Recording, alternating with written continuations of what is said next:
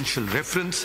If your Lordship takes a look at volume 6 of the paper books which are before your Lordship, this is there as question number 1, and it is also as question number 1 in your Lordship's order of 21st of April 2011. Whether the decision of the Lahore High Court as well as the Supreme Court of Pakistan in the murder trial against Shahid Zulfiqar Bhutto meets the requirements of fundamental rights as guaranteed under Article 4, Sub-Articles 1 and 2A, Article 8, 9, Article 10A, Due Process, Article 14, Article 25 of the Constitution of the Republic of Pakistan. If it does not, its effect and consequences. That is really the pivotal question.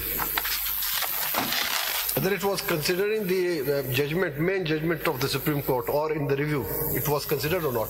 What, my Lord? This question. No, my Lord, the submission is that it was not, and what your Lordship will be looking at, your Lordship can look at this entire matter, at this presidential reference, from one of two perspectives.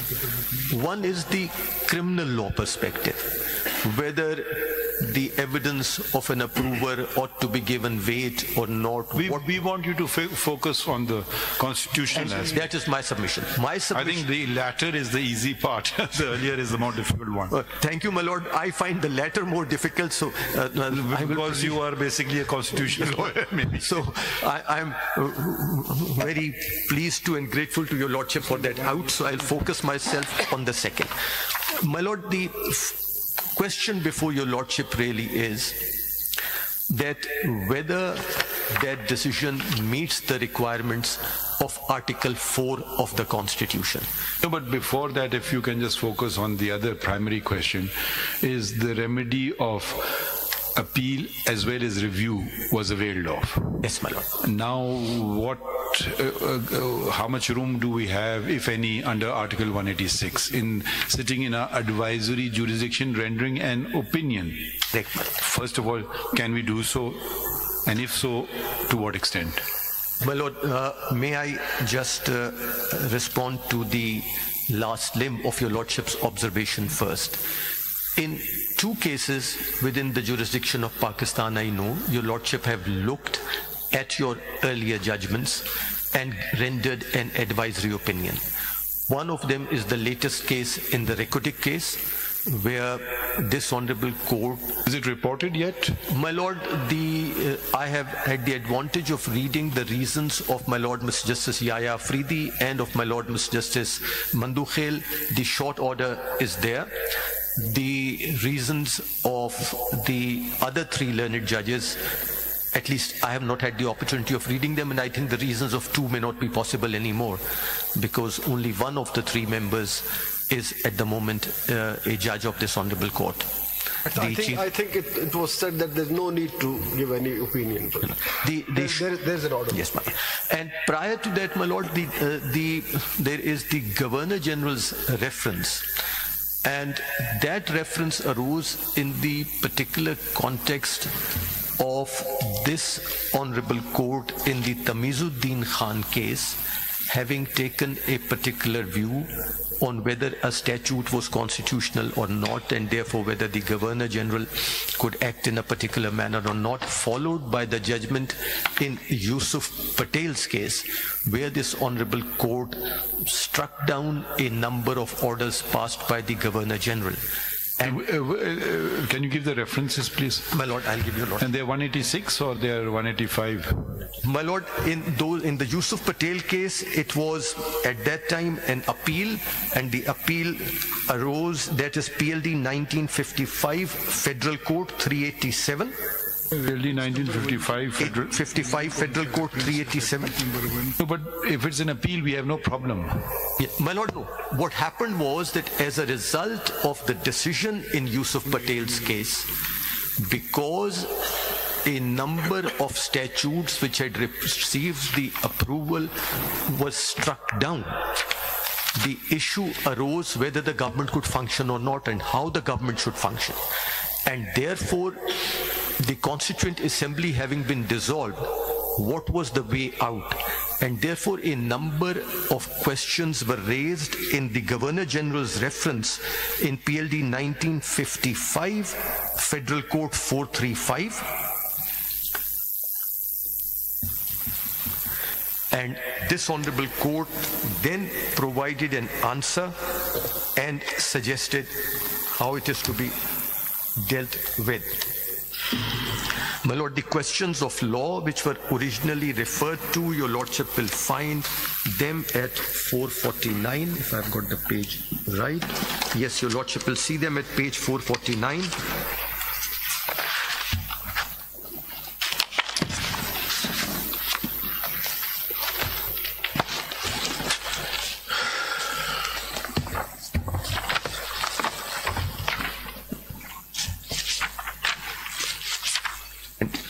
Your Lordship will see what are the powers and responsibilities of the Governor General in respect of the government of the country before the new Constituent Assembly. The Federal Court, having held in Yusuf Patel's case that the laws listed in the schedule to the Emergency Powers Ordinance could not be validated under Section 42 of the Government of India Act, nor retrospective effect given to them, and no legislature competent to validate such laws being in existence, is there any provision in the Constitution or any rule of law applicable to the situation by which the Governor General can, by order or otherwise, declare that all orders made, decisions taken, and other acts done under those laws shall be valid and enforceable, and those laws which cannot without danger to the state be removed from the existing legal system shall be treated as part of the law of the land until the question of their validity is determined by the new Constituent Convention. So a direct question which arose from this judgment of this Honorable Court in Yusuf Patel's case was sent to the court and it was answered. This is just... So the question was sent here? Where does it say? My Lord, this is the... If you originally referred were. Yes, my Lord. And then what happened later? They said... This is the judgment, my Lord, where that question is then answered and the Supreme Court then... Where is the question? The question is, my Lord, originally referred were... Page... Suggested at... 449, if your Lordship may see. These are the two. Question number 2. If your Lordship will see, just before the indentation. Yes, so there were 4 questions. Originally referred were 1 and 2, subsequently 3 and 4 were also suggested. But your Lordship will find a direct reference to an earlier judgment of the court in question number 2. Did they say they can do so? Where? Yes, my Lord. That is the entire thrust of this long opinion, and they say they can do that. Under 186, whatever. What was the equivalent of 186 there? Yes. And the question is answered. And the same has happened. So, can we see the equivalent provision? Now, yes, can we go to your chart? Yes, Should we go to your chart? My Lord, the equivalent provision is there in the chart as Article 213 of the Government of India Act 1935. Is it parameteria the same? My Lord, in a way it is not exactly the same language. If at any time it appears to the Governor General that a question, this is the last column, yes, that a question of law has arisen or is likely to arise which is of such a nature and of such public importance that it is expedient to obtain the opinion of the Federal Court upon it, he may in his discretion refer the question to that court for consideration, and the court may, after such hearing as they think fit, report to the Governor General thereon. Is the question that was Yusuf Patel correctly decided or collaterally addressing Yusuf Patel? My Lord, if Yusuf Patel was correctly decided, then the government of the day was... No, but the question is not whether Yusuf Patel is correctly decided. No. And the question over there, my Lord, is that in view of Yusuf Patel's judgment, if it is strictly followed, what is to be done? And the court then provides a way out. Which does not upset Yusuf Patel. My Lord, Yusuf Patel remains as the law, but if your Lordship sees the reasoning, in spite of the fact that all those laws which have been struck down by Yusuf Patel are allowed to remain in operation, which were essential till such time that a new Constituent Assembly comes in and provides a legal framework for the country. लेकिन इस पे तो ये हुआ कि वो कहा कि Yusuf Patel the interpretation is correct. Yes. After that, how the government can run? My lord. Yes. How the government will run? My lord, उसको तो benchmark बनाया ना कि that is the interpretation by the final interpretation by the court.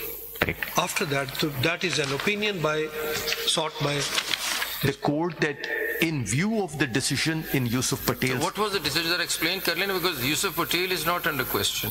No, Yusuf, neither is one big distinction is this. The consequences of Yusuf Patel were because, my lord, if Yusuf Patel was sought from if Yusuf Patel was good law, if Yusuf Patel was fully given effect to by all the executive authorities of the country as they are required to, then the problem would be that the government of the day could not function.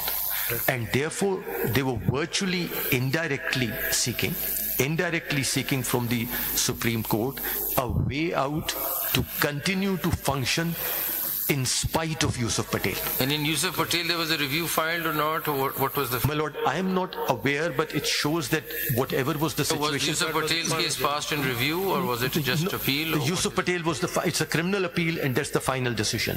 And if there was a review, it's not on the record, at least as reported in PLD. The interesting thing, same 5-member bench. Yes. Yes. So it wasn't even a larger bench, it was the same bench. Actually, we are a larger bench. Yes. So, and my lord, before your lordship, to my mind, the shorter question, the question of constitutional law is that if later or subsequent events disclose to your lordship that the judgment may have been infected or there was a reasonable apprehension of bias or reasonable suspicion of bias, can that judgment continue to be declared as good law? So the question actually really could be, I don't know if that's possible, the question of law could not be going into the merits of the case, but the process through which that decision was arrived at. So at best, the question of law could be that this decision that took place, whether the process was correct or not. Yahi ho sakta hai. My lord, that is my respectful submission. My submission is that when your lordship approaches a judgment in your review jurisdiction, the question is whether it is in substance correct. When your lordship is hearing a jurisdiction of advisory opinion under Article 186 of the Constitution, as your lordship presently is, your lordship is not concerned with the substance of the judgment. The question is whether the process by which it was achieved is something which could also be a ground in review. Bias could be a ground in review. But my lord, if it was not apparent at that time, if it was not apparent, it was not known. And my lord, your lordship will see in this century, the closest example would that be of Pinochet number 2. Because there, and your lordship will find, I'll take your lordship through those passages, when a differently constituted committee of the House of Lords, as it then was, looked at it, they were pains to point out, each member of the House of Lords repeatedly, one thing is clear, Lord Hoffman was not biased. They repeatedly say he was not biased.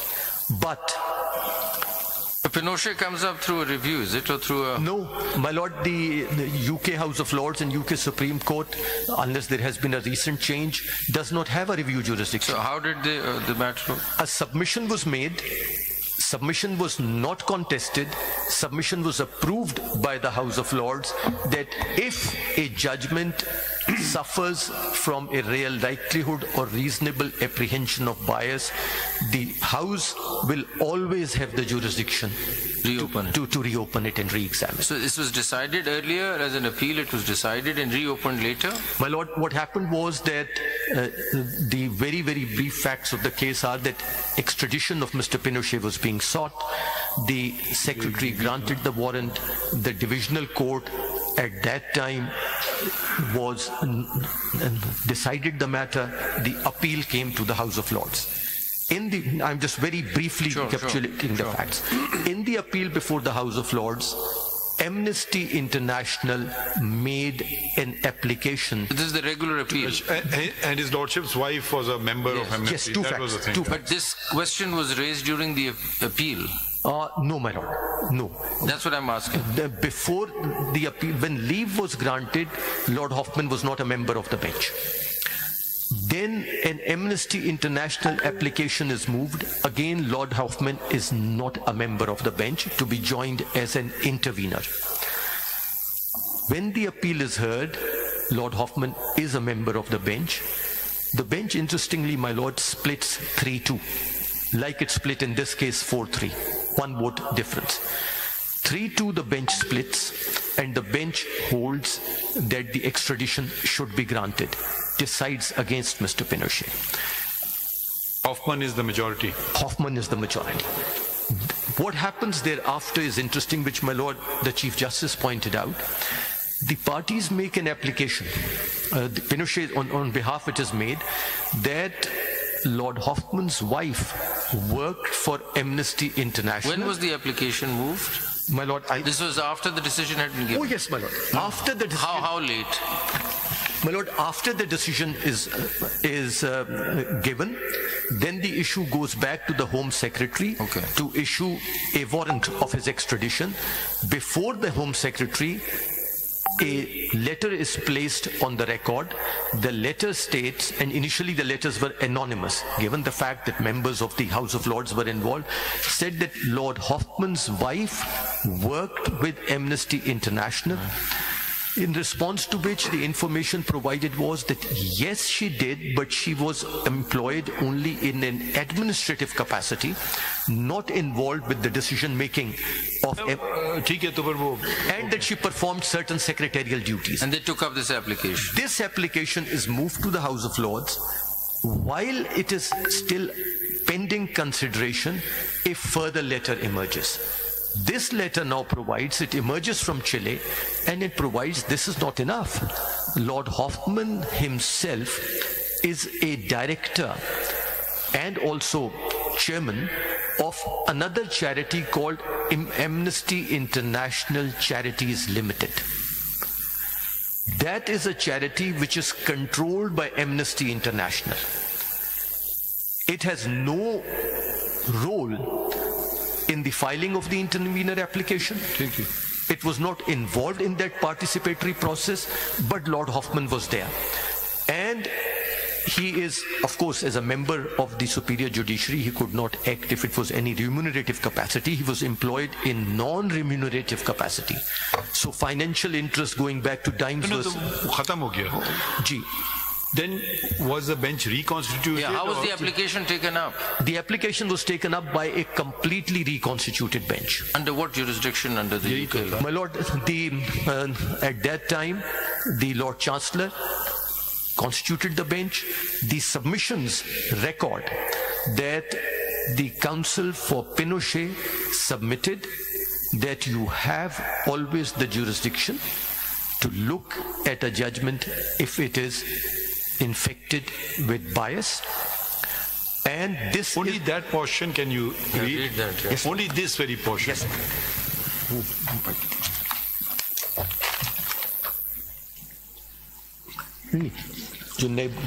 Which volume 1? My lord, no, this is a new volume. I just placed before your lordship. This is tab 12 of this volume. And this jurisdiction is under what's the law that regulating the appeals and all? My lord, appeal is over. No, but what is the law? I mean, they file their appeals under what law? Common law principle. Common law. Common law principle. This application is moved. Where is this portion? My lord, if your lordship may turn to tab 12. Tab page. My lord, tab 12, it opens at page 119. This is 2001 appeal cases, 119.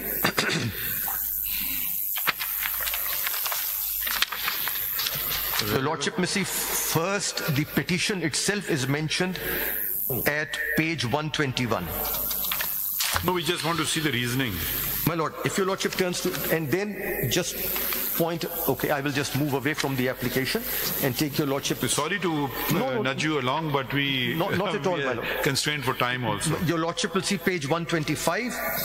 That is the first judgment, opinion authored by Lord Brown Wilkinson. There is introduction. If your lordship will see 126G, is it highlighted? The relevant portion is highlighted for your lordships. Page 126G. Before your lordship will see sideline. I just want to come to the reasoning part. My lord. This shows that they were made an intervener. Yeah, that's okay. Then your lordship will see 127, the decision and afterwards. And the link is then pointed out, 127, if your lordship may. No, I just want to see the mechanism, how they overcame their earlier decision. That's what I was wanted to focus on. And also perhaps how did they go about opening the matter? My lord. I think their judgment is based on apparent bias, if you will see that page 132. Yes, my lord. Yes, my lord. But if this is the only reason which I have seen that only the question of bias was raised there. Yes. And that is the issue raised over here. No, fair enough. The question is, how did they open it? My lord, if your lordship will see the decision and afterwards on page 127. And your lordship was asking for timelines. The timelines are also here. Judgment in your lordship's house, the heading is decision and afterwards, was given on 25th November. The appeal was allowed by a majority of 3 to 2 and your lordship's house. We've understood that. My lord. Now attend to the application and setting aside of the order of 3-2. My lord.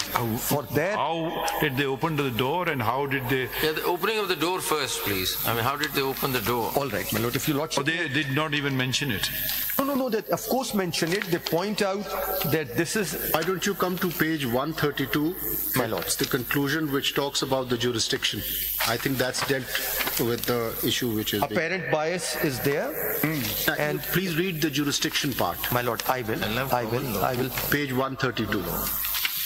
If your lordship may before that just graciously see the reasoning of the court begins at page 125. Your lordship was asking where is the reasoning of the court. 15 January 99, Lord Brown Wilkinson. No, it says, that's the first. As my lord has pointed out. If your lordship turns to jurisdiction, yes. That is page 132. Let's read it. As I have said, the respondents to the petition do not dispute that your lordships have jurisdiction in appropriate cases to rescind or vary an earlier order of this House. In my judgment, that concession was rightly made both in principle and on authority. Where is the authority? My lord, where is the discussion on this? In principle, it must be that your lordships, as the ultimate court of appeal, have power to correct any injustice caused by an earlier order of this House. So the principle of injustice. Injustice. No, so where in common law is this principle? My lord, as follows. There is no relevant statutory limitation of the jurisdiction of the House in this regard, and therefore its inherent jurisdiction remains unfettered. In Broome Castle, your lordships varied an order for costs already made to the House in circumstances where the parties had not had a fair opportunity to address argument on the point. Another the common law. Common law. It's lovely. That's the magic of the common law, my lord. It develops with time, with judges, as your lordship's approach evolves. Your lordship will see. Mazuli Khan, one thing when you're addressing, I want to be very clear on this concept as well, because we have a review jurisdiction. My lord, yes. Our law is fairly settled about no second reviews. So where will we draw these lines if we are exercising such a jurisdiction? I mean, enter the Constitution. You have to bear that in mind at each juncture. My lord, no, I'm just saying bear it in mind as you're making your submissions. May I just preface it right over here, my lord, that generally your lordships have always regarded that in two respects a decision is always available for reconsideration. One is the case of fraud, but that is now taken care of 12.2 by the statute. Yes. But the second is the case of bias. If a party is condemned unheard, or if the judge appears to suffer from a reasonable suspicion of bias, the test is as low as that, a reasonable suspicion of bias, then that can be undone. And if your lordship will see immediately after what my lord... इसमें ये जो last paragraph है, conclusion जो draw हुआ है jurisdiction का, that is page 132. जी. इसको भी जरा देख लीजिएगा ना, because they have clarified. Sorry, you were reading, I think let's finish reading this paragraph. Brown versus Castle, your lordships varied an order for costs already made by the House in circumstances where the parties had not had a fair opportunity to address argument on the point. However, it should be made clear that the House will not reopen any appeal save in circumstances where through no fault of a party he or she has been subjected to an unfair procedure. Where an order has been made by the House in a particular case, there can be no question of that decision being varied or rescinded by a later order made in the same case just because it is thought that the first order is wrong. So as your lordships noted earlier, there is no review. Which I was asking to you read. Yes, yes, my lord. This is the same paragraph. Yes. So the three crucial words that emerge from this paragraph are injustice, fair opportunity, unfair procedure. Am I correct? Or? Absolutely, my lord. And if your lordship will see, it flows into the next paragraph, apparent bias. As I have said, Senator Pinochet does not allege that Lord Hoffman was in fact biased. The contention is that there was a reasonable danger or reasonable apprehension. Well, I think that's immaterial, probably where they were just being nice. I don't know. Let's leave that aside. I'm more interested in the constitutional legal principle, so whether he was biased or not biased. My lord. I mean, we can say the same thing here also. I mean, you can't look into the hearts of men. My lord, one of the reasons why the superior courts all over the common law world have evolved the test which has varied from real danger of bias to real likelihood of bias to reasonable suspicion of bias is that it is almost impossible to prove bias. But here, is it a question of bias or is it a question of admission? My lord, bias is that I had something against the accused appellant. That would be biased. Admission is that knowingly I decided something wrongly and I admit to it. That, would it be bias or would it be an admission? My lord, is it a different genre? The latter part would be an admission of bias, but when you lord... It's not bias, it is admission of wrongdoing. It is. Wrongdoing. And when where is the bias? I have no bias, but on your saying I did something which I shouldn't have done in law. Yes. So I'm not biased against the person, but you prevailed upon me to do something. But initially, from the portions of the transcript which were available and from what was appeared on YouTube, it appeared to be that the judge was saying that in this particular case, pressure tha. But when where is the bias? He didn't say I hated him or I didn't like him. But where he says that if your lordship reads his book, along with his two interviews, your lordship will see that he is very clearly saying that in the case of the High Court at least, the Chief Justice who put... वो अलग बात है, हम Supreme Court की बात कर रहे हैं ना. Supreme Court में he says that at that time the judges were under certain pressure. He doesn't say that there was any particular pressure on him. He also mentions that the chief... But this is, I think, a slightly different category of case from bias.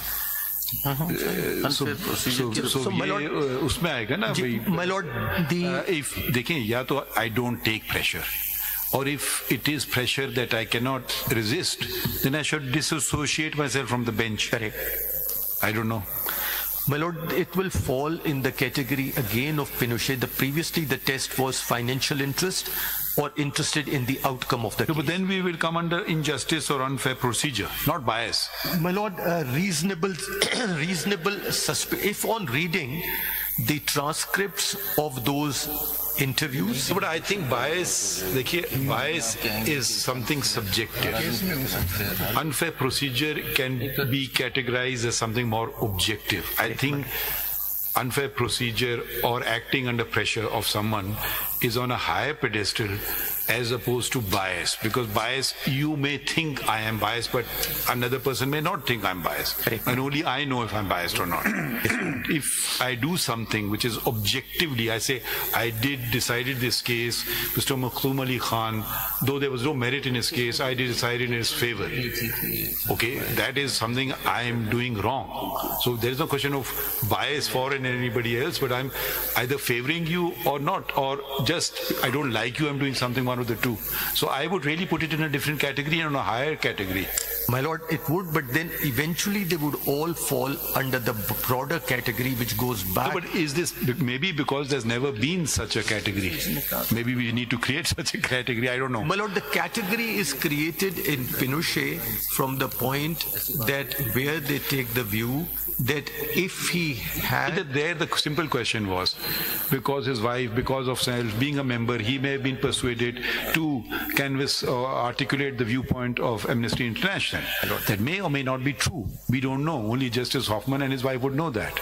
Or the subconscious may have prevailed upon it. Let's even go that far. But nobody is saying that intentionally knowing that this order he should not have passed, he did pass. If tomorrow Justice Hoffman came out and said, I was under a lot of pressure from my wife, that whatever, if you don't decide this way, please find yourself another place to put your head down at night. I don't know. Now that would be a different category of cases.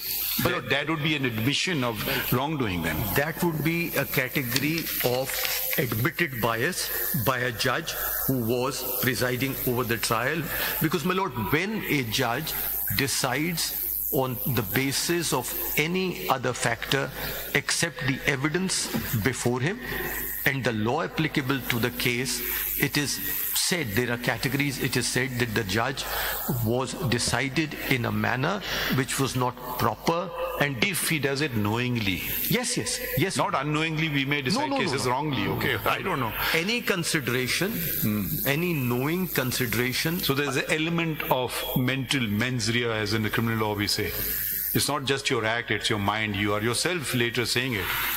There are a couple of questions. My lord, yes. Number one, I'm still at the opening of the door thing. Yes, my lord. In 186. So your proposition is that once an appeal is decided, review is decided, through 186, a question of law could possibly be regarding a decision that the process adopted in arriving at that decision was flawed, was unjust.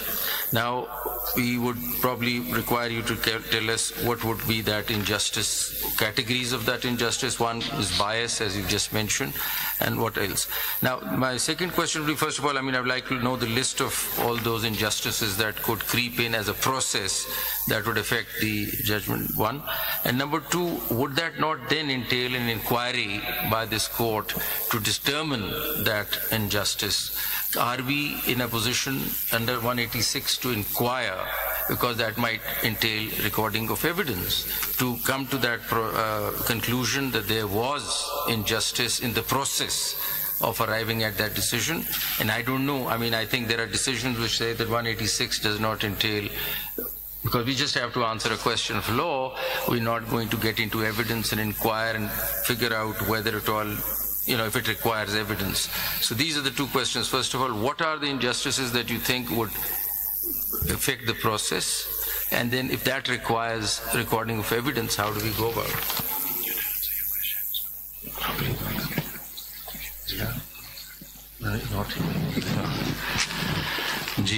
My lord, the known categories are such, and I am restricting myself to cases even internationally where a final decision was made by a court of final appeal and thereafter a remedy has been provided. Not in a review jurisdiction, but in a subsequent jurisdiction. In subsequent issues raised, either like they were raised in the House of Lords through a common law application. Surprisingly enough, even in the United States, which is otherwise a country of statute law and the Constitution, such a remedy has come in through, again, the common law jurisdiction of the writ of coram nobis, correcting the errors which exist. But if you could just list, it's very important to understand that if at all this argument goes through, that we're going to look at a judgment that stands settled by this court, through the process being, what are those grounds? My Lord, the process goes back to the old principles of natural justice. So, Audi Altrum Partem and okay. No, I think it's because it was not a question of not being heard. I think let's as far as these cases, there may be cases where inquiry may be required. Is this one of those cases? I mean, if one of the judges says something, I mean, either you say he is not saying this thing, that's a different thing. And it was reported widely, recorded everywhere, and he could have said, I've been misquoted, I've been whatever, that he didn't do. He was a retired judge, so he could come on TV and say whatever he wanted to say. So that aspect, I mean, maybe there are cases which require inquiry, but probably this may not be one of those. My Lord, so I'm back to really question of reopening the issue on rendering an opinion to the President, whether and as far as the effect is concerned, I think effect, suppose it was a unanimous decision, suppose, and even if you take out one judge, it won't make any difference to the judgment, but here it hangs by a thread of one vote. So it would make a material difference if they all were quitting for whatever wrong reason or right reason, or they were all convicted, or even if you remove one, it won't make any difference to the judgment. But here it will have a practical significance on the judgment, and we're left with what the learned judge had subsequently stated that how he acted. So there may well be other cases where you cannot do it because you would require an inquiry. Do we require an inquiry? In this case, is a question for you to address. My Lord, I will add to the question. I will add. Suppose if we believe that there was a bias, what was the question of public importance for the government to ask the court to give answer, number one.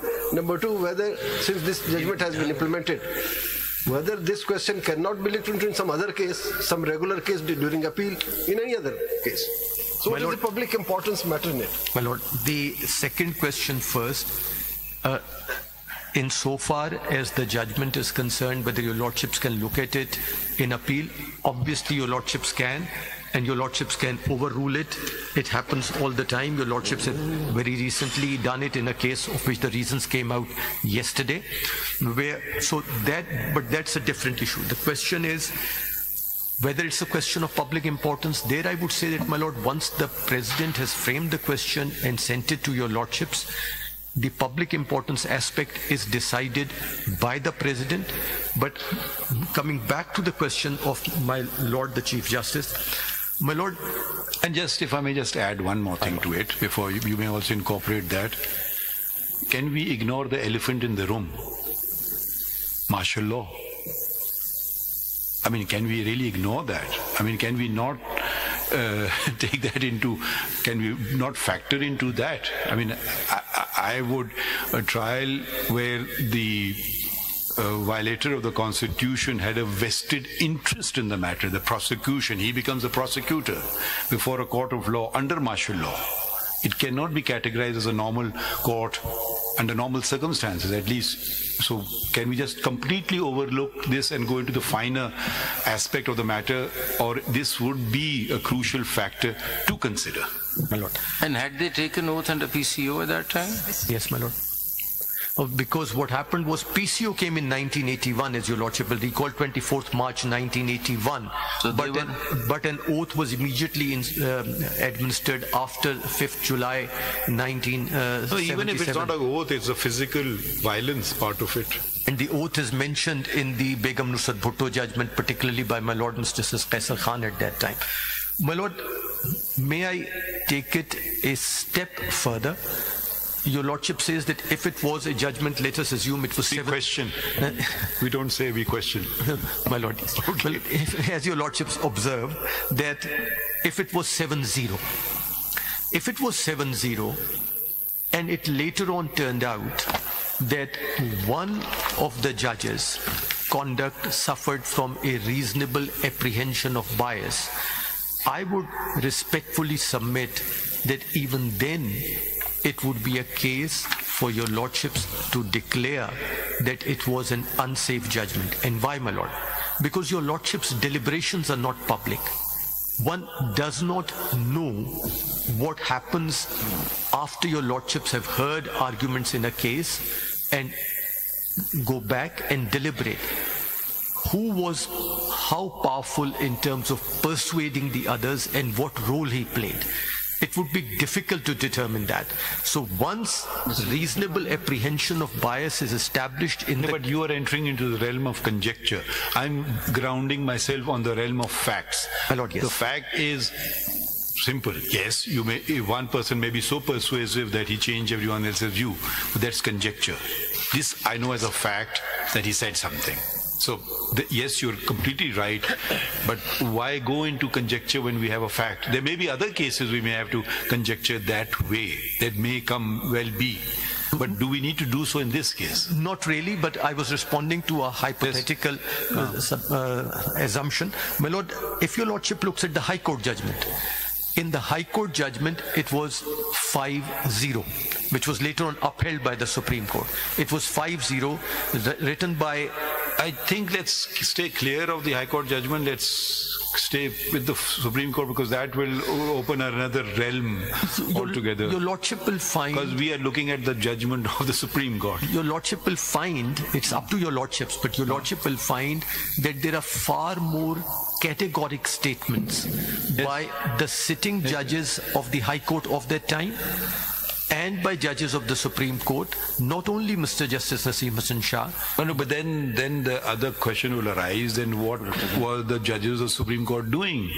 Was that also raised as a ground before the Supreme Court? Could you, my Lord, effectively are re-arguing the appeal. And an application was moved before the learned judge himself, requiring Mr. Justice Maulvi Mushtaq Hussain to recuse himself. Right. And he did not recuse himself. I think there's an added thing that the trial took place in the High Court. In the High Court. Ordinarily, it would have been held in the Sessions Court. Now, we need to, I think later they will address us on the point whether it was by consent or opposed, because that also has to be clarified. My Lord, much better people will clarify that to your lordship, but my cursory examination of the record suggests that the order was made even without a notice to the accused, transferring it from the Session Court to the High Court, constitution of a 5-member bench, and cancellation of the bail earlier granted to him. So sorry again to nudge you, but can you just focus on this aspect? We have not lost sight of this. These are very valid questions, but we want more from you from this constitutional aspect. My Lord, constitutional aspect, the submission is that the tests which your lordship have evolved in the constitutional domain So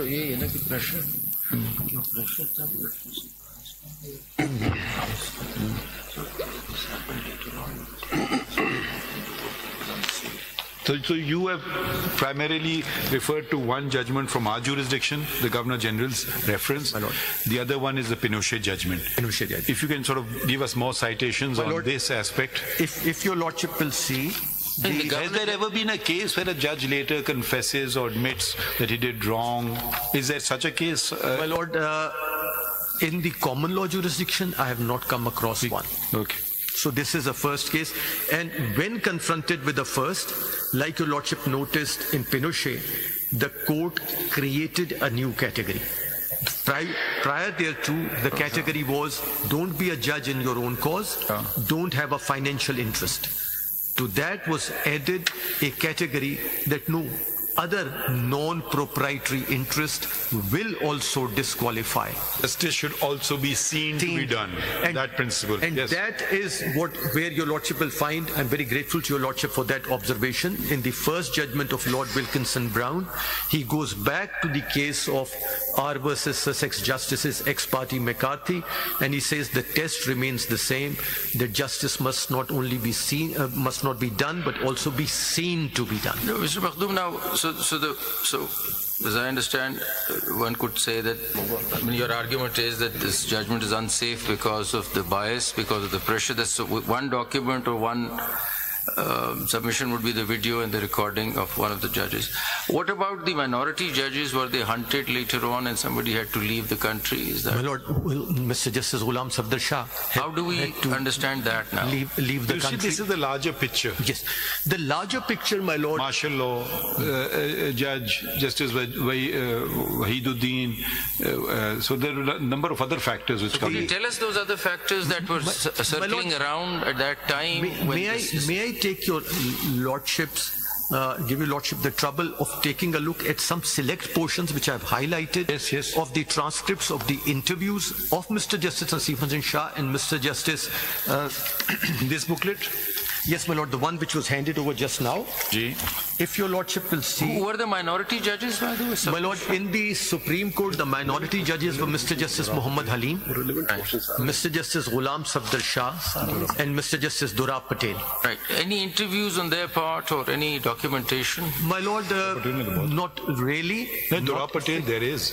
Durab Patel, sahab, there is. I haven't. Testament unki kya kitab hai? My Lord, Testament of a liberal में बात इतनी clearly नहीं आती है, लेकिन there is, and Mr. Salahuddin Ahmed informs me, and I also recall that there is an interview done by PTV which is not on the YouTube in its entirety but is available in the PTV archives. That is a full interview of Mr. Justice Durab Patel. There is also a book written by General Kishti Aslam Beg, yes, who also said about this case, revealed some facts about this case. My Lord, so what happened to these judges? The minority judges were there except Justice Safdar Shah left the country? Justice Safdar Shah. Mr. Justice Durab Patel refused to take oath under the PCO of 24th March 1981 and thereby ceased to be a judge of the Supreme Court. And Halim Saab took He would oath have been the Chief Justice of Pakistan. Yes, Mr. Justice Halim took oath and became the Chief Justice of Pakistan. Should his photograph not adorn this court? And my Lord, then the list will be too long. Many of those who did not become Chief Justices because of constitutional abrogations or subversions. उसमें भी कई आ जाएंगे. ज़्यादा लंबी list नहीं है, छोटी है. हाँ, उसमें वजीउद्दीन साहब भी आ जाएंगे because he would have become Chief Justice. Rashid रज़ी साहब भी शायद आ जाए. जी, अगर वो हाई कोर्ट से all the way लेकर आए तो बिल्कुल. Sir, this is, my Lord, the volume just handed over today. If your Lordship may see tab 6.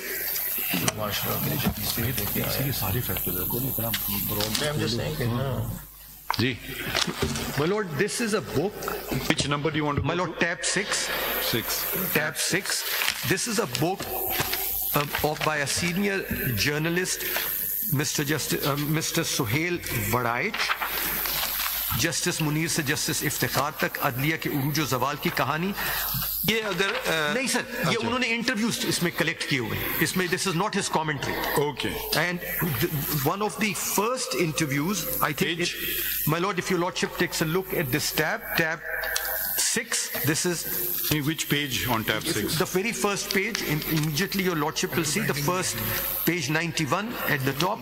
Chief Justice of Pakistan, Justice Naseem Hasan Shah. It's his interview, and this is one of the first.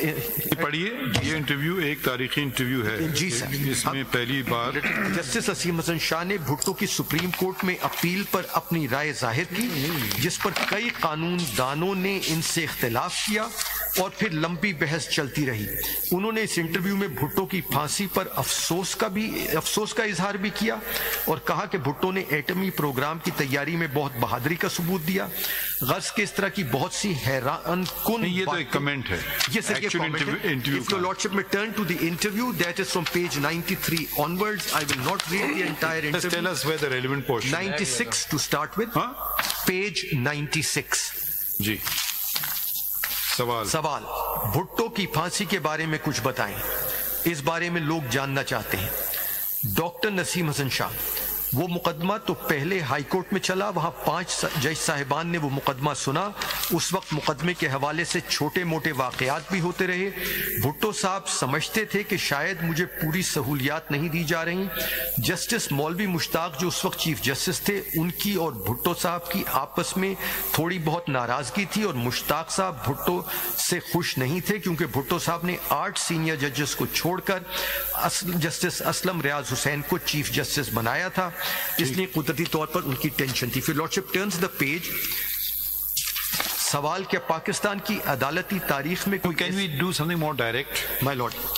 My lord, then if your lordship turns the next page with 98, लेकिन justice Mushtaq के भुट्टो से इख्तिलाफात क्या थे, क्या इस सूरत में उन्हें समाअत करनी चाहिए थी? फिर जस्टिस अनवारुल हक पर भी भुट्टो के इतराज़ थे। डॉक्टर नसीम, अगर ये आप इंटरव्यू कर रहे हैं नसीम हसन शाह से, जी, वो अपने मुतालिक बात बताएं ना, दूसरों के तो छोड़ें। दूसरों के बारे में वो कहते हैं अगर वो मुकदमे की समाअत ना करते तो अपनी बारे में बताएं ना।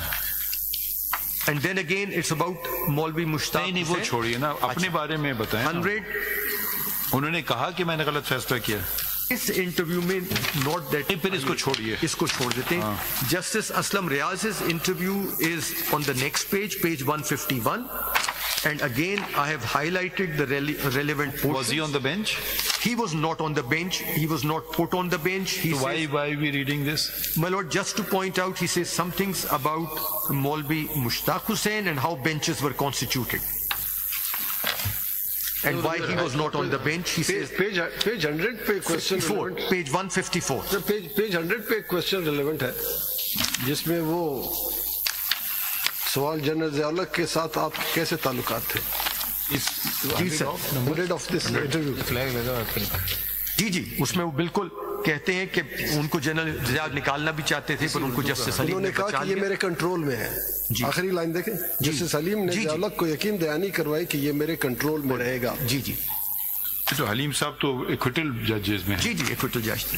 लेकिन वो कंट्रोल में, I don't want to introduce secondary evidence, primary पे रहे ये, लेकिन वो कंट्रोल में नहीं रहे हलीम साहब।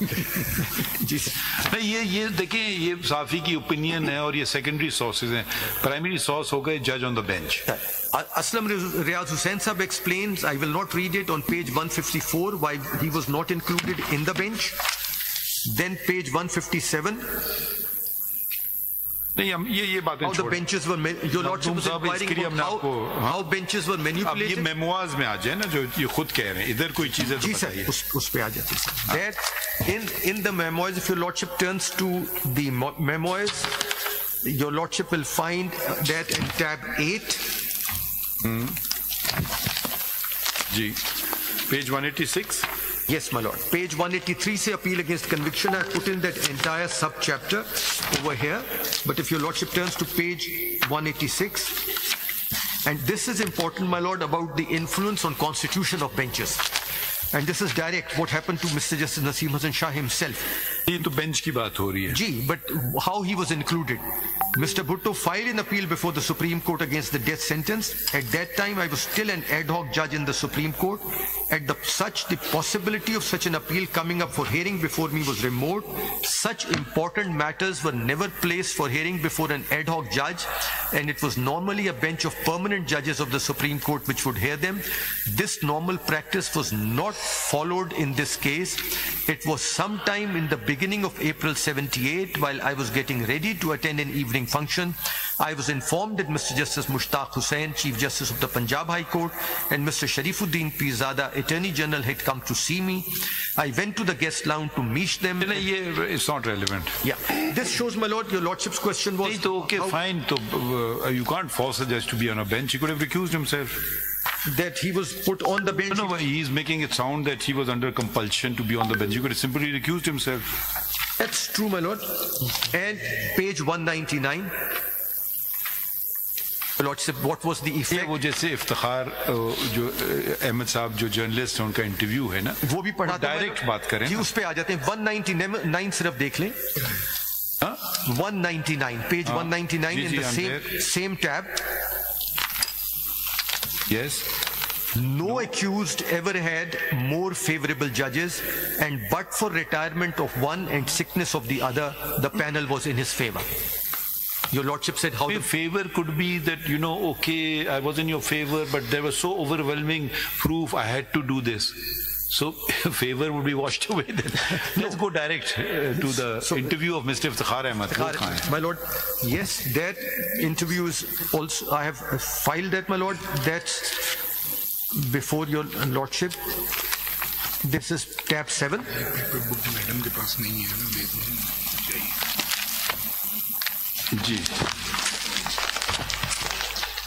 If your Lordship turns the page in this one to where it directly confronts the issue. This is page 8. The paging is at the foot of the page. Iftikhar Ahmed. आप Zulfikar Ali Bhutto case में मौजूद थे, justice Hasim Hasan Shah ji. Iftikhar Ahmad, आपसे अगर पूछा गया जाए कि क्या पाकिस्तान की अदालती तारीख में कोई ऐसी मिसाल है कि महज मशवरे की बुनियाद पर किसी को फांसी दी गई है? एक second. It is tab 7. Tab 7. Page 8 of tab 7. Paging is at the foot of the page. Tab 7 लाल वाला है. जी. लाल वाला. पे क्लिप 4 लिखा हुआ है. Clip number 4. Clip number 4, page number 8. आपसे अगर ये पूछा जाए कि क्या पाकिस्तान की अदालती तारीख में ऐसी कोई मिसाल है कि महज मशवरे की बुनियाद पर किसी को फांसी दी गई है? जस्टिस नसीम हसन शाह, जी हाँ, मेरे ख्याल में मशवरा तो नहीं था. इसमें तो वो था कि इनका ऑर्डर था कि वो यानी अपने सबॉर्डिनेट्स को कि उसको रजा कसूरी को ख़त्म कर दिया जाए, तो लिहाजा मशवरे की और बात होती है और ऑर्डर की बात और होती है. One question down my Lord. मुल्क का वजीर आज़म हूँ, आपके सामने पेश हुआ हूं, मैंने आपको प्रमोशन नहीं दी, आपको बिठा दिया गया है, मैं कहता हूं आप मुझसे इंसाफ की तवक्को नहीं है, तो आपको क्या करना चाहिए था? जस्टिस नसीम हसन शाह, तो मेरा नहीं ख्याल कि किसी को उन्होंने कहा कि ऐसी बात की मुझे तवक्को नहीं, बल्कि उन्होंने तो हमेशा कहा कि मुझे सुप्रीम कोर्ट पर पूरी. इफ्तिखार अहमद, मौलवी मुश्ताक की बात कर रहा हूँ. मौलवी मुश्ताक साहब को जुल्फिकार अली भुट्टो ने कहा. जस्टिस नसीम हसन शाह, जी हाँ, वो मेरे ख्याल में मौलवी साहब की ज्यादती थी, क्योंकि यानी वो बहुत ही जबरदस्त आदमी थे और वो भुट्टो के दुश्मन थे और उनको चाहिए था कि इस केस में ना बैठते तो बेहतर था. वो उन्होंने जो कहा था ना, प्रेशर था मुझ पे फौज का, वो किधर है? Sir, that is earlier on, that is in the general context as to what happens. That is not specific to this case. And I'll take your lordship to that, but if your lordship may just complete this, page 9.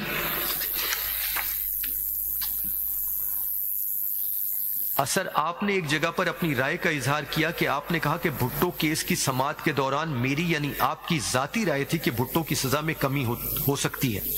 Justice Naseem Hasan Shah ji, Iftikhar Ahmad, और इस सिलसिले में उनका case बड़ा मजबूत था. Justice Naseem Hasan Shah, हाँ बिल्कुल. इफ्तिखार अहमद, मैंने भुट्टो के वकील याया बख्तियार से पूछा कि क्या मौत की सजा में कमी के बारे में दलाइल देना चाहते हैं, तो उन्होंने इनकार कर दिया. जस्टिस नसीम हसन शाह, ठीक.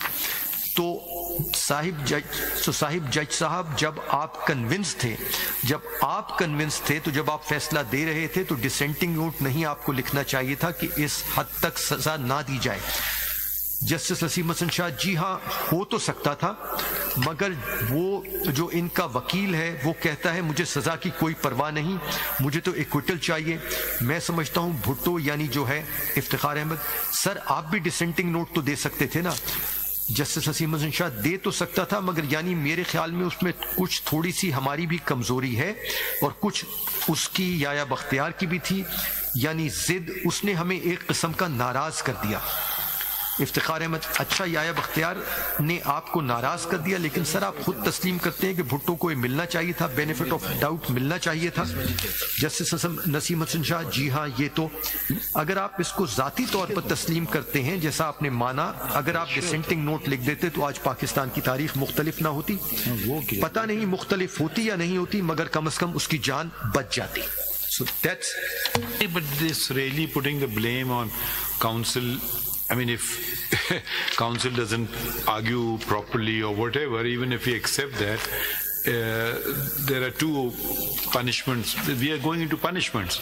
Yes. The person may not insist on it because he may think I've got such a ironclad case. Why should I seek for lesser punishment? That would involve, in a way, admission on my part that it's applicable.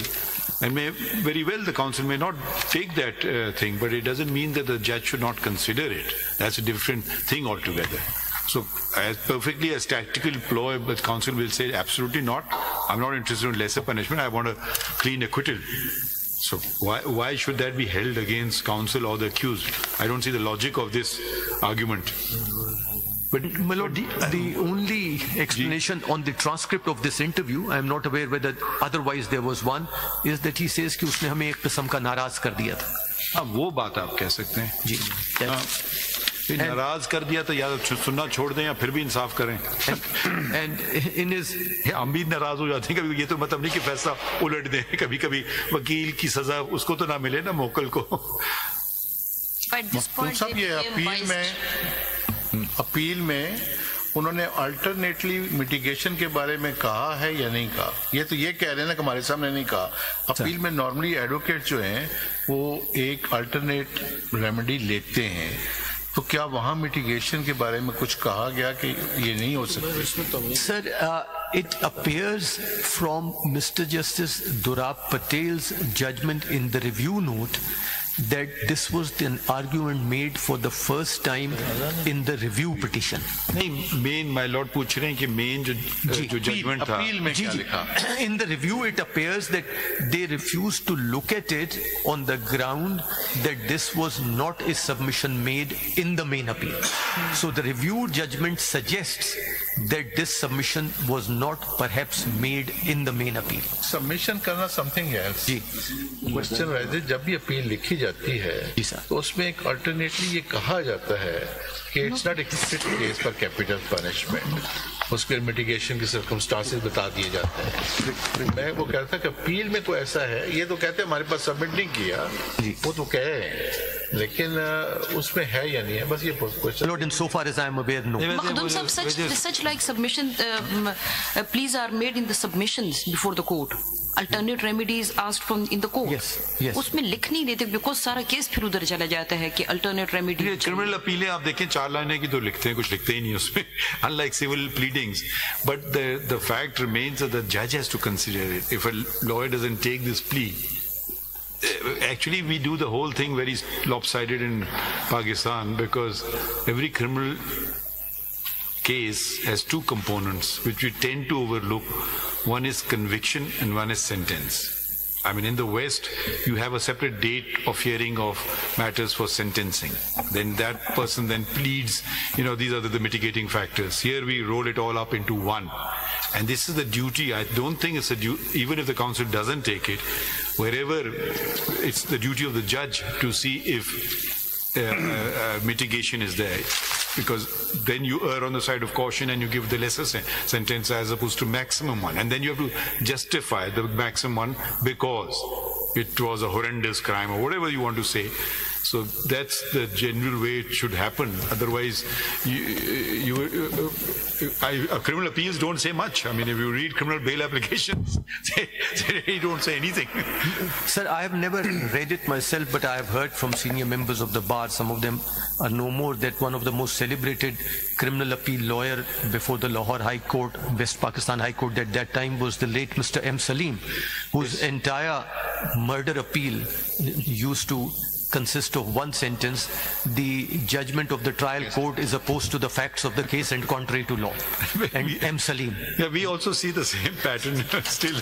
Because it's a first appeal and all the facts and the law have to be examined by the High Court, so there's no point in going through it, and that's how it was done. There was a printed form, I'm told, of the Lahore High Court, and he would add only one sentence. Is this the only case where the High Court had heard of a case of murder as a court of first instance? My lord, in Pakistan, is there any other precedent? I'm not aware. There may have been other, but in reported judgments in Pakistan, I have not come across. But that may be on account. So we just raise this question. Maybe some other council can also address it. whether this was the one and only case of its kind which was heard by the High Court. Because, I'm more looking at the totality of the matter as opposed to individual things. Yes, my lord. Martial law, High Court trial, one right of appeal lost. You saw all these factors, 3-2 split decision. I don't know of any other, and is there any other case which has been, you've given capital punishment on a split decision? These are all these other factors which come into play. Then, as my lord observed, that some of the judges were persecuted. And Justice Durab Patel, when your lordship summoned that transcript from PTV, says that in a split decision like this, it doesn't happen. He says that even in his review, very short. Even if he doesn't say it, that's a general principle of law. Even in the review judgment, my lord, which is a one-page judgment where he concurs with the majority, but he says that this is a point which has been highlighted, and from India a judgment has been produced where the split was 2-1. But unfortunately, he was part of the review of a unanimous review. Yes, my lord. But that is what's troublesome also. All 7 were unanimous on the review. My lord, but if your lordship reads the review judgment of review opinion of Mr. Justice Durab Patel, there's a very short opinion, about a page and a half. I've read it. Yes, my lord, it says very simply why he's there. He said Mr. Yahya Bakhtiar has argued. He's put all the blame on the council. No. He says 2 things, my lord. He also says that while arguing this case, he has been unable to persuade the majority to change its mind.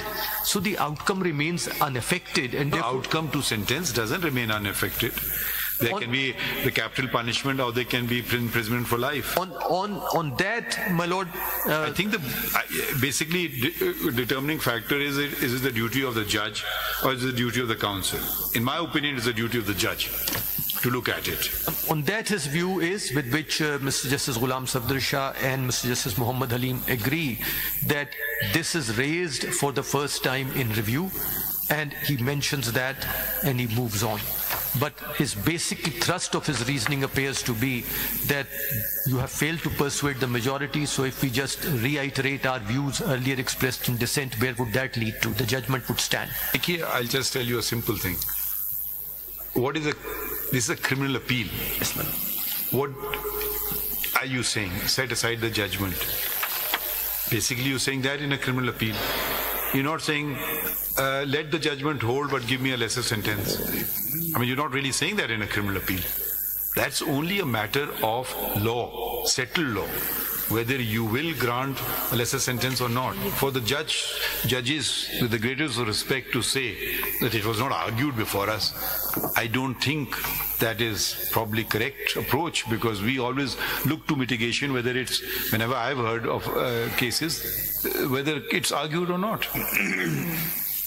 My lord, correct. Unless it's a case where already the lesser sentence has been given. Then the burden shifts. Then the state or the complainant may come for enhancement of sentence. There the burden he has to plead. That I'm standing by the judgment, but please enhance it. There was no justification for giving the lesser sentence. That would be altogether a different category of case. For enhancement, you are here. If he set precedent, I don't know of any other court which has followed this precedent, that's for the council to plead lesser sentence. If we uphold the judgment, why should he do it?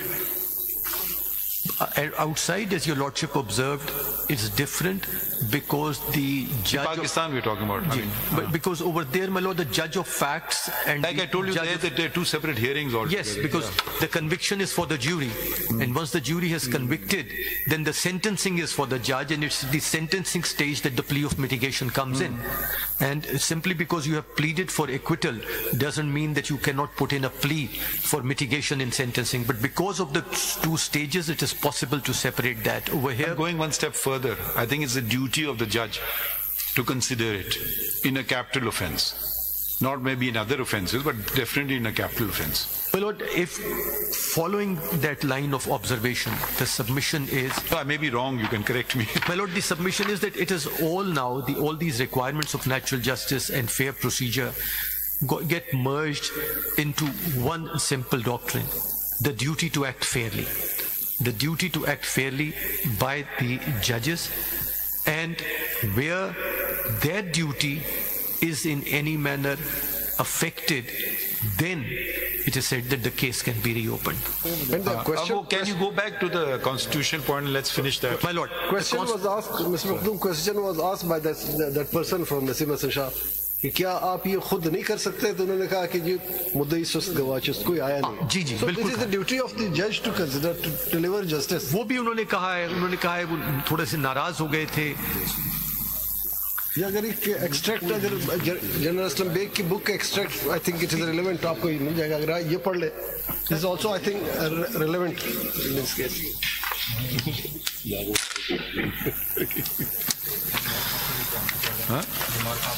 And Makhdoom Sahab, was he talking for himself के नाराज हो गया था, or he was talking for the other judges also कि सब नाराज हो गए थे? Your Ladyship, it appears that he was talking about himself, but I have not read the entire chapter of that book, which I have put in, authored by the learned judge himself. He says that there was a feeling originating from the Chief Justice that the bench is splitting along provincial or lines, and therefore the Chief Justice sent him as an emissary to Justice Durab Patel that if you agree, we can all agree to a lesser sentence. That is not at the review stage, my lord, that is at the appeal stage. And he says, longish discussion with Justice Durab Patel. He said, no, I will decide what I think. I have to decide according to my conscience. You do whatever you think. Right? There will come another problem. ये भी जरा आप ज़हन में रखिए. A judge retires. He may well be pursuing a political career. आप ये बयान तो देते कि आपने गलत फैसला किया था. By then he was probably 90 or more than that. So we don't want to just go on these sort of flimsy matters of what a person says upon retirement. We want to be more grounded on facts. What were the facts? I mean, आप ज़्यादा बात नहीं कर रहे हैं martial law की. My lord, if your lordship takes a look at the facts, I am not mentioning those facts because those facts are now all part of our collective memory. Your lordship, it's not part of a collective memory. They have to be reiterated. Your lordships, in the first round, different bench sharing it, a number of books were handed over to the amici as well. There's the book by General Faiz Ali Chishti. ये सब चीजें उस पे फैसले होने लगे तो सारे जजमेंट्स उड़ने लगेंगे. नहीं, किसी जज ने रिटायरमेंट पे आके ये कह दिया वो कह दिया. He was the right hand man of General Ziaul Haq, and he says that Ziaul Haq had come to the conclusion that it has to be his neck or mine. So that's he the doesn't background. Have to say it. That's the background. And your lordship will find that in Mr. Justice Aslam Riaz Hussein's interview, he mentions the same thing as well. That's already on the record before your lordship. Can we go back to case law, President? My lord, case law, Pinochet I have cited, and may I just briefly say what Pinochet stands for.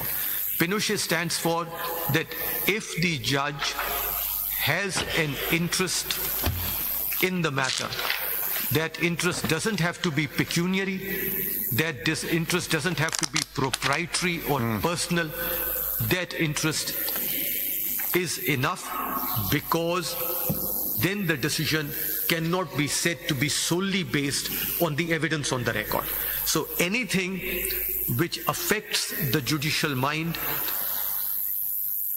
besides the evidence on the record is something which will disqualify. Now, what is the test?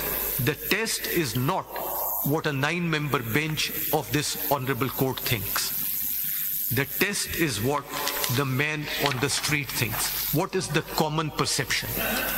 Is the common perception that there was a reasonable apprehension of bias in this case?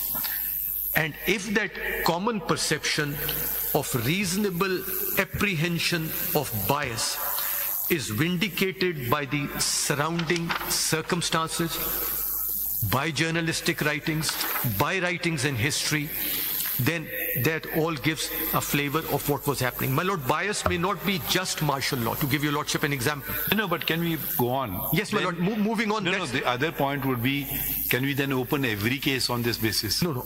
That's why I'm saying what happens. Where is the distinction? Your lordship will find no other case where a sitting member of the bench has cast doubts on its correctness, on account of circumstances other than the evidence in the matter. Your Lordship will find no other case where even decades later a sitting Prime Minister in 2023 stands up before the National Assembly and refers to this decision in the words, and that transcript I have put on the record as well, my Lord. That is the speech made on 4/4/2023. That's Can we not go that far as to say, I am very disturbed by martial law. The minute you start accepting it, everything goes wrong. The minute you stop it, everything goes right. Why can't we stop at that? Why are we not addressing that at all? We're going to finish there is martial law in the country. The judges have been weeded out, selected, chosen, whatever you want to say. A trial of a person, the martial law administrator has deposed.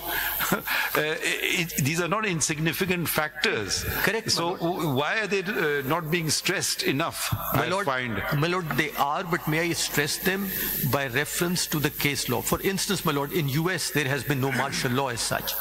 But the spectre of war, where the military is supposed to know its best, has resulted in judgments which have later on been regretted, and in which the convictions awarded have been held to be unsafe, and in which compensation has been awarded. Let's go there. I wanted to. Yes, my Lord. Sir, we have to kind of, if you don't mind. No, my Lord, we move on to those. Please don't mind it. Not at all, my Lord. We move on to those cases and you will find. Because Amicus spent time. My Lord, if your Lordship will take a look at the volume 1, the blue volume. Ji. Your Lordship will find in the index. There is an article by Lord Bingham who traces some of the history of some of this case law. I will not read it. I'll just identify. It is at page 116 to 130 of this blue bundle. This blue bundle, my Lord, volume 1. Page 116 to 130. In index, it is at number 16. Lord Bingham was a judge. And prior to that, if your Lordship will see.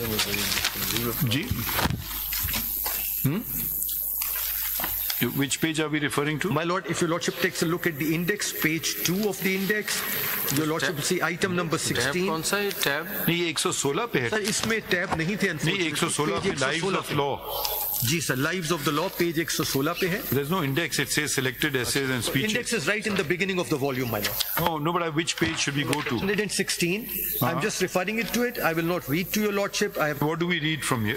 My Lord, he points out cases from Liversidge versus Anderson in England to Korematsu and Hirbayashi in United States, where at times of war the courts made decisions which were unsafe, and when the spectre of war had receded, the courts offered correction.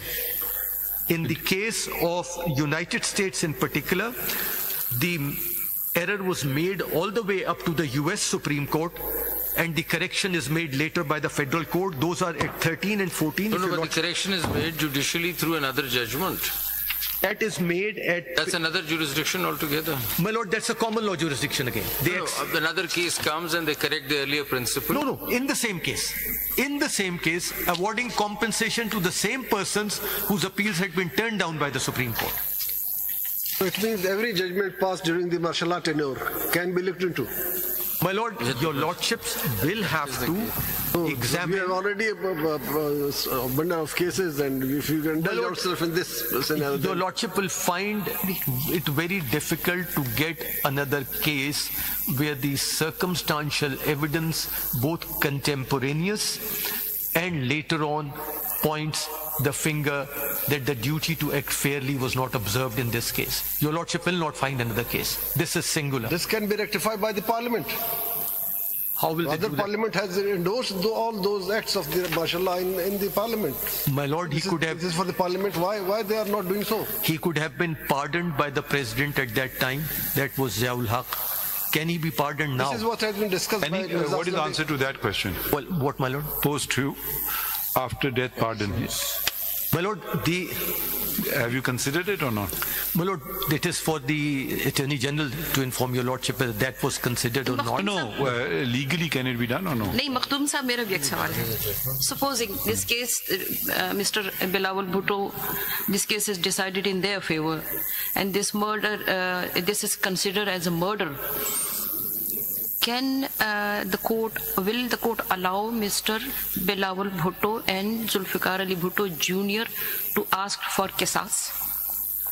Your ladyship, in other jurisdictions, and those are the two cases I would refer, the courts themselves have awarded compensation if they wanted to. But over here, it appears to be nobody's case that they are seeking any compensation. I think here we have a very limited presidential reference. Yes, my lord. To render an opinion on I mean, I don't even think we can set aside, we have to render an opinion whether it's good case law to follow. I think that was a question which was primarily referred to. And the first question, my lord, what would be the remedy? What remedy they are going to get from this case if this is decided in their favor?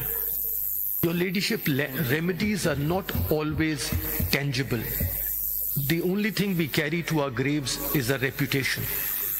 Already this case is not referred to in any criminal cases. I may put it differently. In the court of the people and in the court of history, this decision has been turned down in any event. Yes. It is now before a court of law that whether it squares up with Article 4 of the Constitution and the due process of law. So they are not seeking vindication in the court of history or court of people. We cannot substitute our finding with the trial court, appellate court, Supreme Court and the review jurisdiction. My lord, no findings this are... is only for the opinion purposes. My lord, and your lordship's test over here is different. Is your lordship going to provide any relief to the accused in this case? No, he is beyond relief. It's beyond this. What is over here, the pivotal question is the public confidence in the fair administration of justice, summed up in a series of judgment that was there a reasonable apprehension that justice was not seen to be done. So could you just list all your points? Why was this judgment unsafe? 1, 2, 3.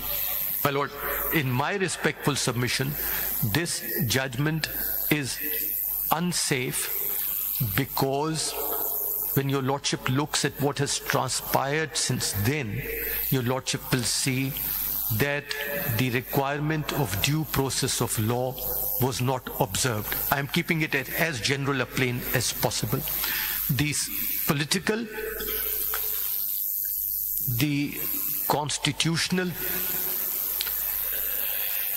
and the judicial circumstances prevailing at the time made a fair trial difficult. The apprehensions of bias expressed not only by the members of the public and journalists and historians and legal historians subsequently. Was there any due process पे जो बात हो रही है ना, you have raised first point that due process of law was not followed. So there is a question whether the charge was framed, evidence was recorded, cross-examination was done, statement under section 342 was recorded, whether the defense witnesses were allowed to be produced or not. This is the due process in the criminal trial.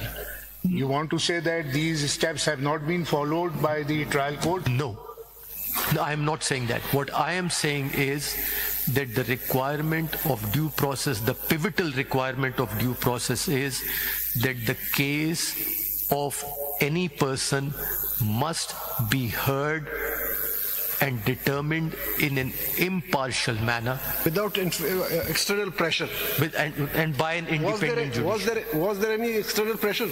My lord, all the materials before your lordship seem to suggest so, and that is why. What is that material? My lord, that is why the material is that material. I think if you read the extract of the book of Mirza Aslam Beg, it is sort of a confession or yes, well, I'm very grateful for that.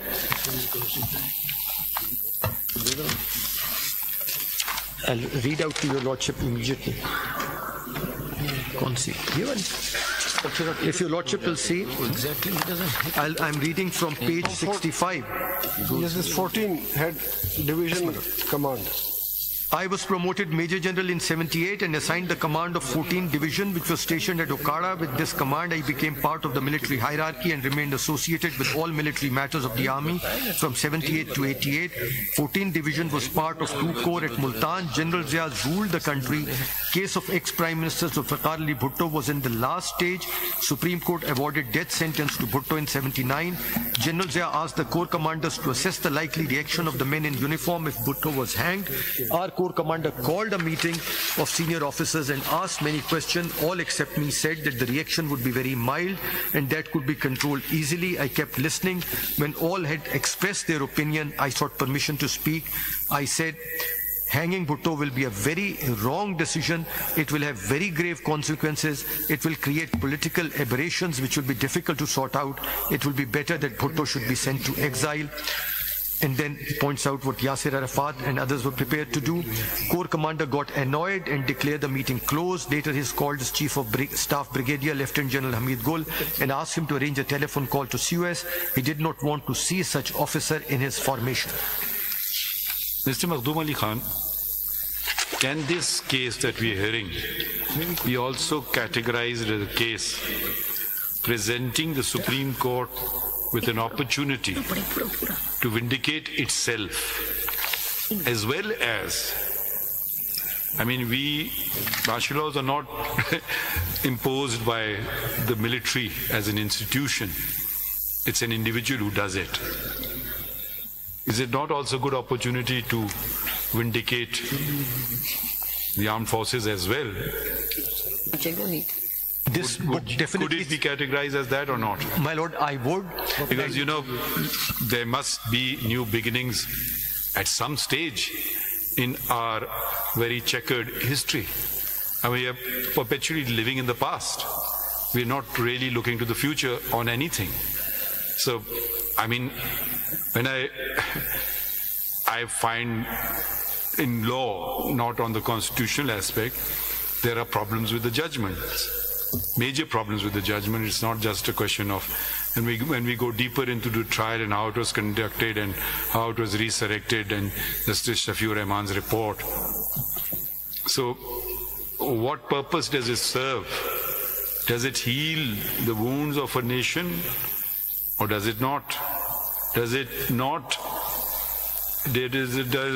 enhance the reputation of the armed forces by drawing a line placing the blame on an individual? And the same applies to this institution. Is this aspect at all to be considered, or this is in the political domain and we should not venture there at all?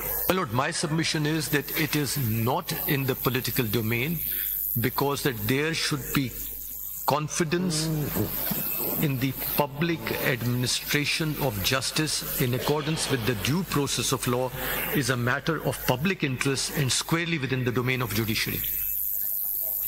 But in a real case, we can always do that. My lord, if a real case comes, that's the time when the judiciary is tested. My lord, we should make a decision then, rather than going through this 186 process. I mean, there could be cases, there might be cases coming up. That's the time to No, that goes without saying. We should always do that. But the question is, it wasn't done maybe in this case. What do we do? We can still do too it. Bad. We can say too bad, it's happened. That's one approach. The other approach is be innovative.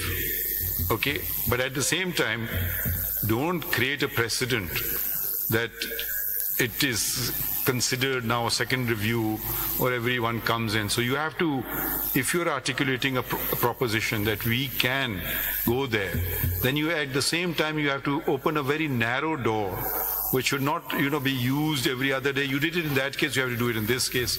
So we have to keep that in mind. We don't want to venture into making it like a ground for a second review, then things will never end. We don't want to expand its scope. So you have to tailor-made it. I mean, it may be difficult for you, you're amicus, but can we look to you, or shall we look to Mr. Raza Rabbani as counsel to do it? Lord, I'm sure they will do a far better job at it because they have got the particular facts of it. But can I just speaking for myself about the whole matter so far, the question of law at best that you could propose, as you've done, is that we cannot look at the case itself on merits because all stands decided. We can look at the matter from outside, whether at all the process was right. Now, when we say process, the only ground that you might have could be that the judges were not independent and they were biased or they were dictated. Now, the evidence that you produce for that, I mean, it's a big ticket. You see, you're saying that the court was under pressure, was dictated. The only evidence that you come up with is that interview, which interview is not exactly in the context of this case. It is a general statement. Where is the material showing that the judges were under pressure? I mean, we'll have to please identify. That's what we were trying to write. What are those matters? To say that there was martial law, then are you proposing that, as my lord also said that earlier, that all cases decided during martial law will sort of thrown out of the window, or all the PCO decisions should be thrown out? What are we really doing? It's a very major policy decision that we need to take. Suppose we do open it up only in case of grave injustice that has taken place, which to me translates as the judge was not independent. The only evidence is an interview, which is not in this case. So what are we saying? Before you address this, can I just tag on a little bit of to that? As far as the general proposition that all murder trials during martial law regimes are therefore held to be void, or whatever word you want to use it, voidable, I would say that probably, or more certainly, in those cases, the commander-in-chief had no personal interest in the matter. So, I mean, we should just maybe keep those two things together. I mean, here it is, okay, if I don't succeed, what about Article 6? Okay, so it's not like everybody, all the other judgments, I mean, Allah Ditta is murdered, whoever else in Mandi Bahauddin would not really matter. What is the interest of the martial administrator to secure one type of conviction or not a conviction? But here is the prosecutor itself fair, the prosecution, who is the prosecution taking instructions from the person who is directly interested in a particular result. Now this probably, if we narrow it down like this, we may not need to say that all trials during 10-year period are all vitiated. Would that not be possible? My Lord, the submission in this case precisely is that your Lordship will have to look at it with this very narrow window. When your Lordship looks at the circumstances of the case, of course there's a general situation, but that General Zia at that time was interested in this case coming out a particular way is now a fact which has been part of a number of history books. That the trial was moved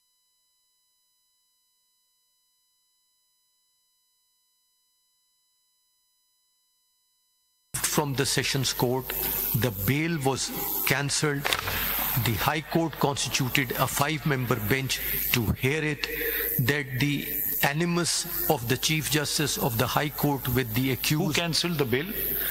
Justice Maulvi Mushtaq Hussain. And it was given by Justice Samdani? Justice Samdani.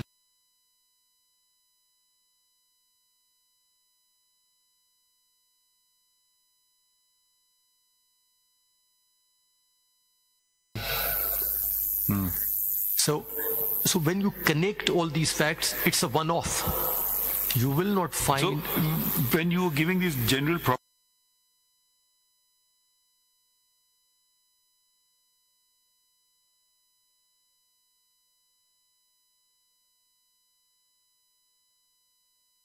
propositions, if you can restrict them, I think, my Lord, like due process of law, I mean, you know, these, if we broaden it up, it may apply to all other cases.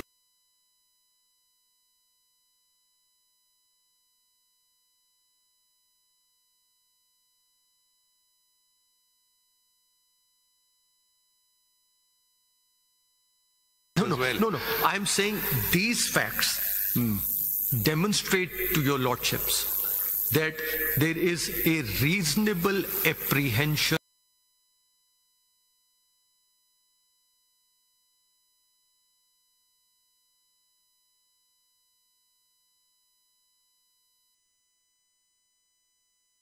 that the due process of law was not followed in this case.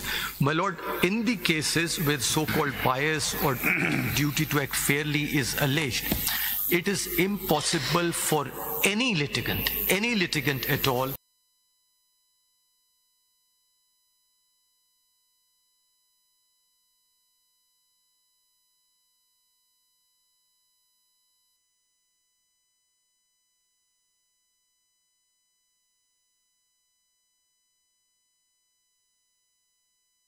to prove bias. Because Mr. Bhutto, one of the amicus who's not here in person, a professor from Oxford, Professor Yasir Qureshi, sent a note.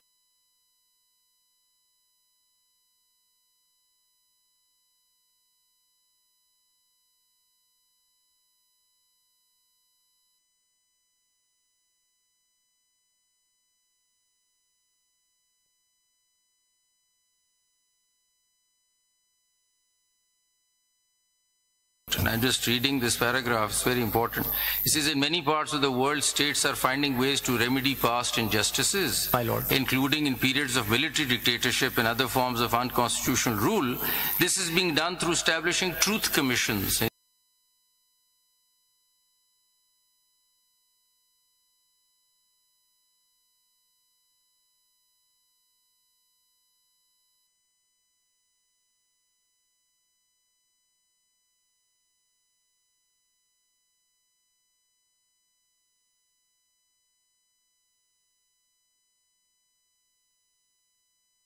He refers to the Brazil National Truth Commission, where people could appear before, granting executive and legislative pardons. So there are other avenues also to rectify.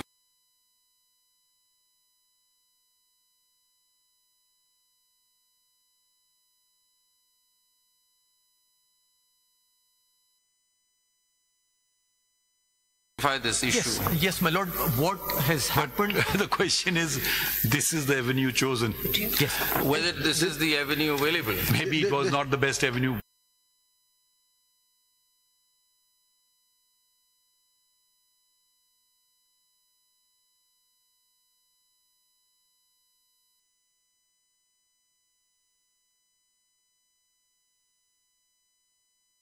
We don't know. Well, we still have to answer the questions. This may be an opportunity to close door and stop intervention, if any, from outside.